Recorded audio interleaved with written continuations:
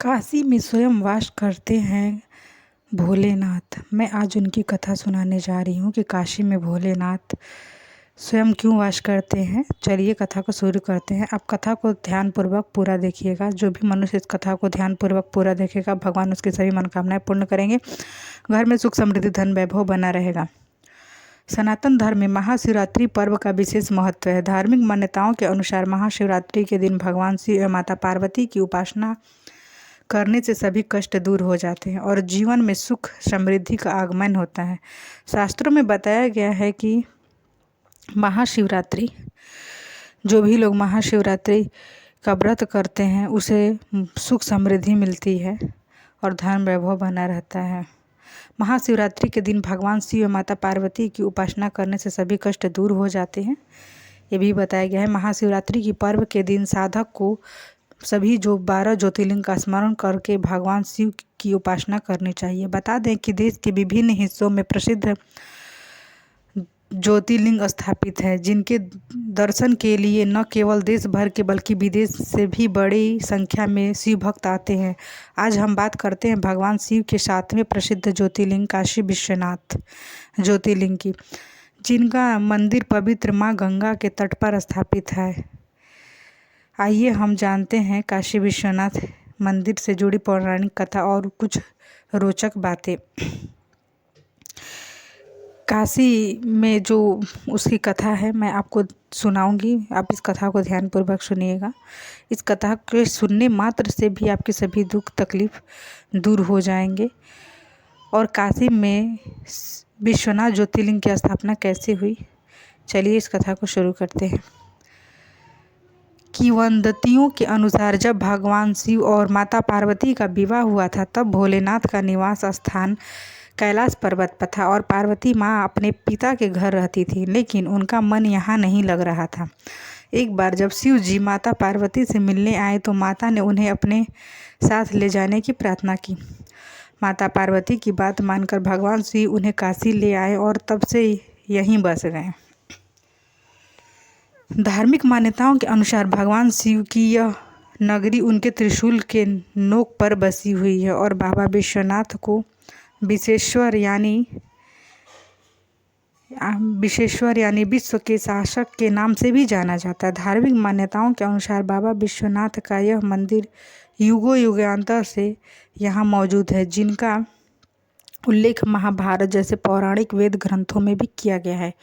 लेकिन 11वीं सदी में राजा हरिश्चंद्र ने करवाया था।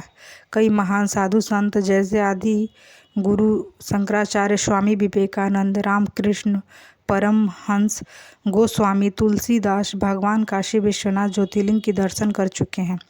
बता दें कि इस भव्य धाम की संपदा को लूटने के लिए कई मुगल आक्रांताओं ने इस मंदिर पर आक्रमण किया। मंदिर पर आक्रमण और पुनर्निर्माण का क्रम 11वीं सदी से 15वीं सदी के बीच समय समय पर चलता रहा। कई लोगों ने इस मंदिर को लूटने की कोशिश भी किया था, लेकिन यह मंदिर आज भी है। वर्तमान में भी यह मंदिर स्थापित है।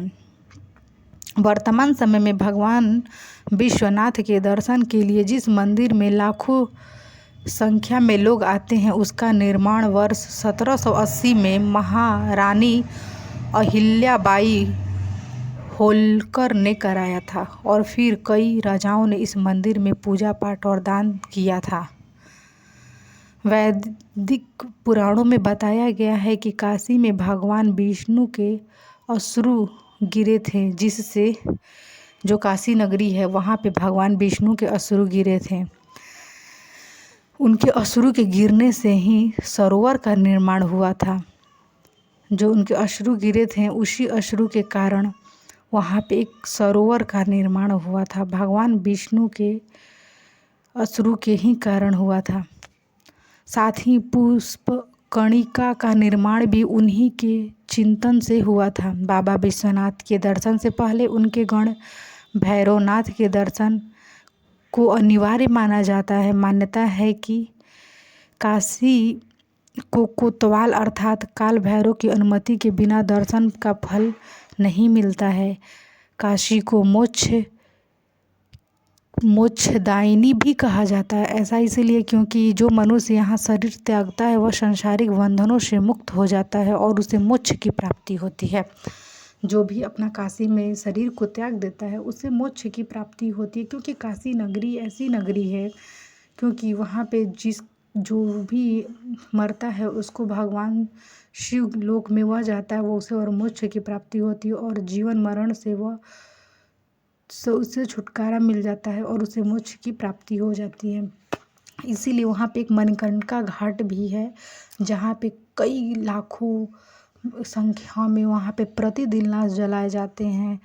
बहुत से लोग काशी में ही लाश को जलाते हैं और उसे मोक्ष की प्राप्ति होती है, क्योंकि भगवान शिव के नगरी में जिसकी भी मृत्यु होती है उसे मोक्ष की ही प्राप्ति होती है और उसके जो भी पाप होते हैं, जो भी पाप कर्म होते हैं सभी नाश हो जाते हैं भगवान शिव की कृपा से।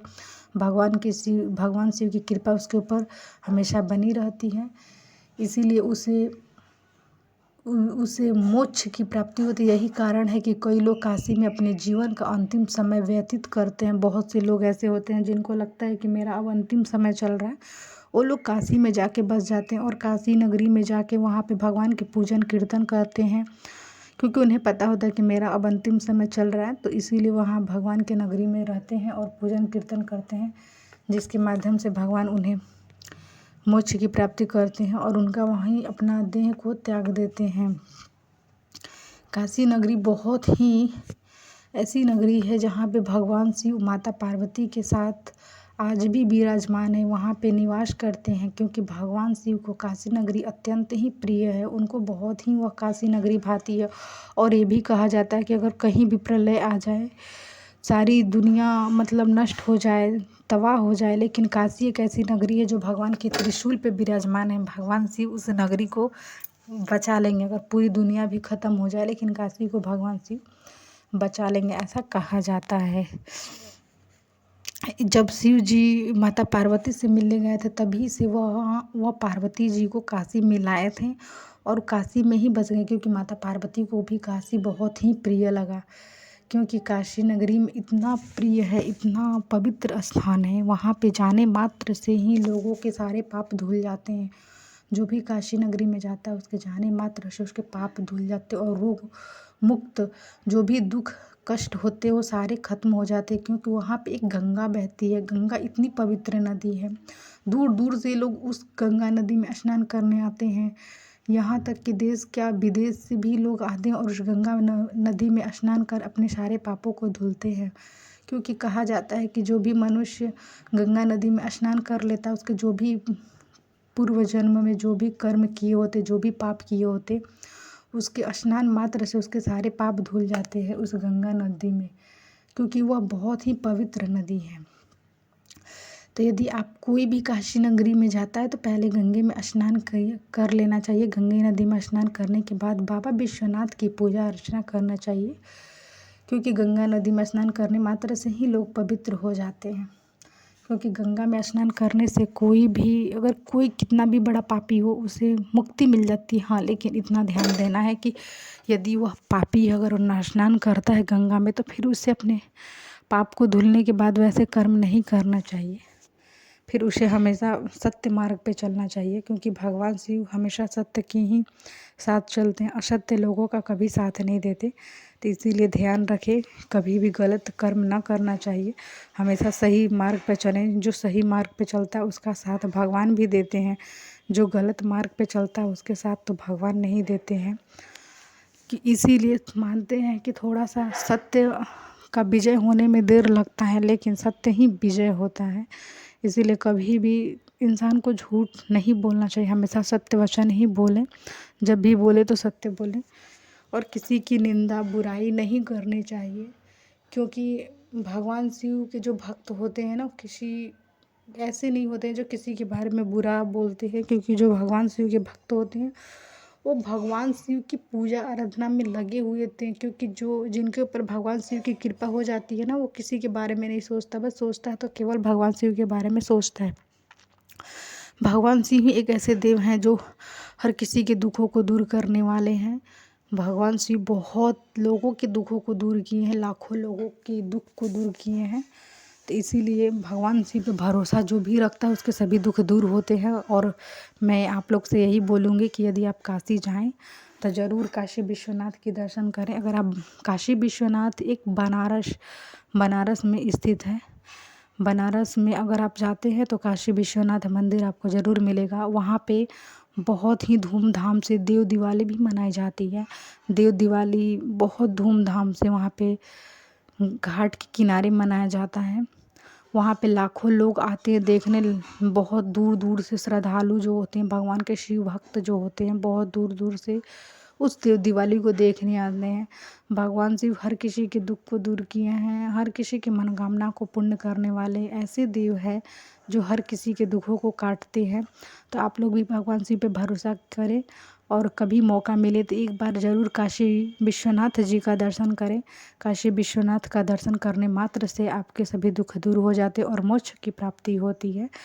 तो मैं आप लोग को यही बताऊंगी कि हमेशा भगवान के शरण में रहना चाहिए। अगर आप किसी लोगों से उम्मीद करते हैं तो आपकी उम्मीद को तोड़ सकते हैं, लेकिन यदि आप भगवान से उम्मीद करते हैं तो कभी भरोसा नहीं टूटता। भरोसा भगवान कभी तोड़ ही नहीं सकते। आपके भरोसे की लाज भगवान ज़रूर रखने आते हैं।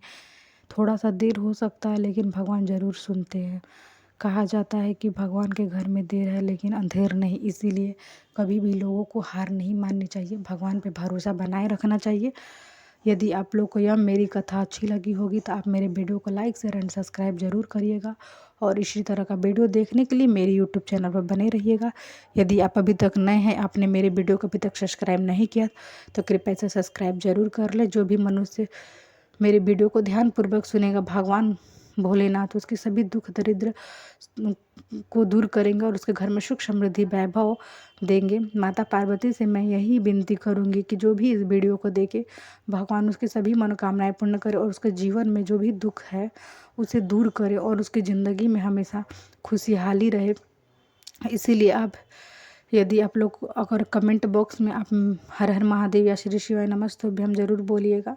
भगवान आपकी सभी मनोकामना पूर्ण करेंगे। और इसी तरह का वीडियो देखने के लिए मेरे यूट्यूब चैनल पर बने रहिएगा भक्तों। और फिर मैं आपको दूसरी वीडियो लेकर आऊँगी, फिर मिलूँगी दूसरी वीडियो में। तब तक के लिए मैं इस वीडियो को यहीं पे एंड करती हूँ। और हर हर महादेव भक्तों, धन्यवाद।